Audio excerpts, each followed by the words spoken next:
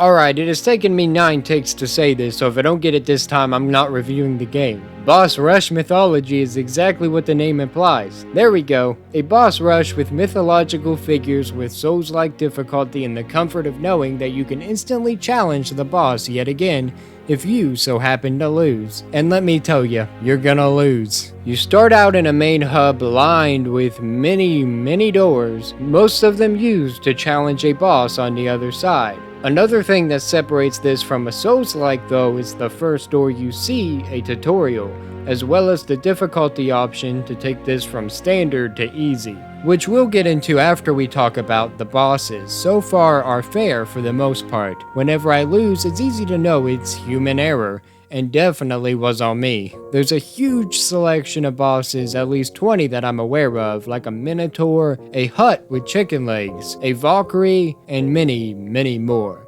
There's a magic-focused boss with a huge variety of attacks and animations, but he's best experienced on your own. In fact, I'm going to show a few bosses, and only a few bosses, in order to avoid spoiling the very thing you have to look forward to.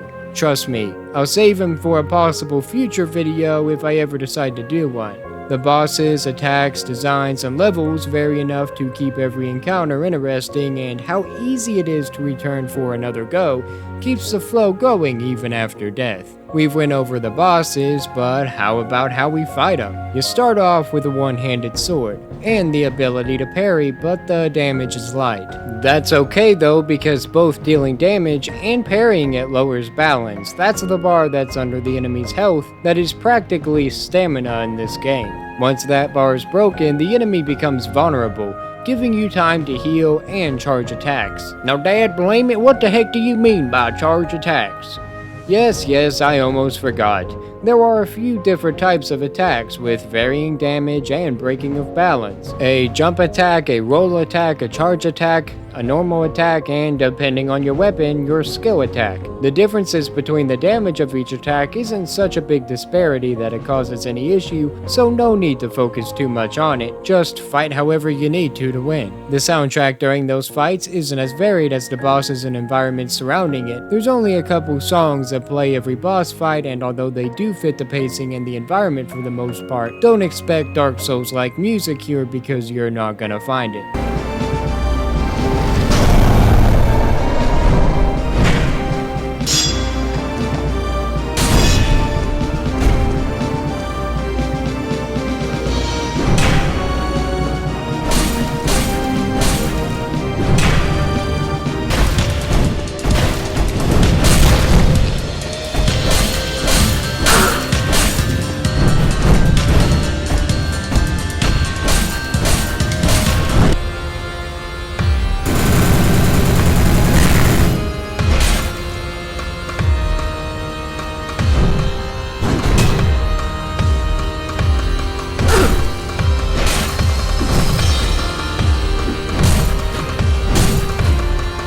The sound effects beyond the music do sound impactful and sometimes do a good job warning you of an attack whenever enemies are off screen. A couple times though, there wasn't any feedback before I got hit, which could be why some bosses normally stay up close and personal to a point anyway. There's nothing bad but nothing memorable either, no loud boisterous entrances or anything that feels as impactful as even something like Blasphemous would have, for example. Serviceable, but that's about it. Now let's take a step back and talk about those weapons and their skills. There are a variety of weapons to fit a wide range of playstyles. The one-handed sword for the faster among us, utilizing parry to great effect. The two-handed sword with slow but powerful attacks that also has parry. A halberd to keep your enemies at a distance, again, has parry. A shield that I have yet to use but has block, the lightning rod with the lightning explosion skill, and fire fist with a fire shield. As I was walking past the weapons, you probably noticed something. They cost money. This is one of my biggest issues with the game. You are locked into a class till you can buy your way into another. It forces you out of your comfort zone, sure, but once you unlock your normal class, it takes away any incentive to return to buy anything since there's no other weapons for your playstyle. There are also buffs you can buy as as well, but I truthfully don't normally use these in Souls games, so I never felt the need to try any, especially since there aren't permanent upgrades to health nor stamina. No level system at all, actually. Nothing to make me care about the numbers when it comes to statistics. Not interacting with the other systems do not detract from the experience though, since it's not a necessity and instead just a boost. If you're used to a class, there's no harm in always using it, and the game not forcing you to change up based upon levels, as well as the elimination of grinding and mobs in between boss encounters, all comes together to be a solid and refreshing experience. The developers of this game did something that bigger budget titles struggle to do. Created bosses that feel worth fighting. Bosses that aren't tons of reskins with similar abilities that start to feel monotonous after a while. Every door I've walked through has felt like a unique experience. Every fight has caused me to approach them differently, and every boss feels like a triumph to defeat. The combat is tight but fun, and hit windows are mostly clear with only a few attacks that feel cheap. Looking at you, Griffin. The love for the genre is obvious. The love for the craft, especially in boss design, is clear, and the respect for not only your experience, but your time as well as your money is the one reason I can definitively say that this is a buy. The full price release is only $5, and it's worth far more than that, especially given the effort that was put into it. There are 20 bosses, and if you play the game on normal, that is hours upon hours upon hours of gameplay. Sure, some of the bosses you can get down pretty simple. You can cheese your way through the Valkyrie boss fight if you really wanted to, but you can't do that for all of them, and there's gonna be some really hard ones in there that are gonna take some practice. Is it easy to jump back into the game?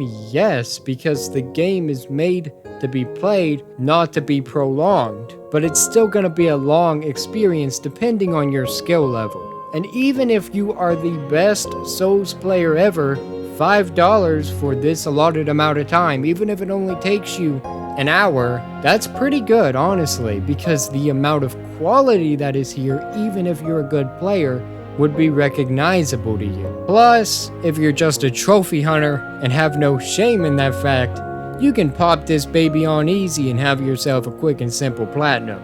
Yeah, I'm trying to sell to both sides of the aisle, because even though this publisher is known for making more easy platinums, there's a lot of heart put into this game from the developers, and I just want to make that abundantly clear, just as it was made to me as I was playing it. Go ahead and put in the comments if there's any other game you would like me to cover, or if you have played this game yourself, I would love to know your thoughts. Till then though, for more news, reviews, and whatever we choose, stay tuned to Nerdsfeed. And as always, have a great day.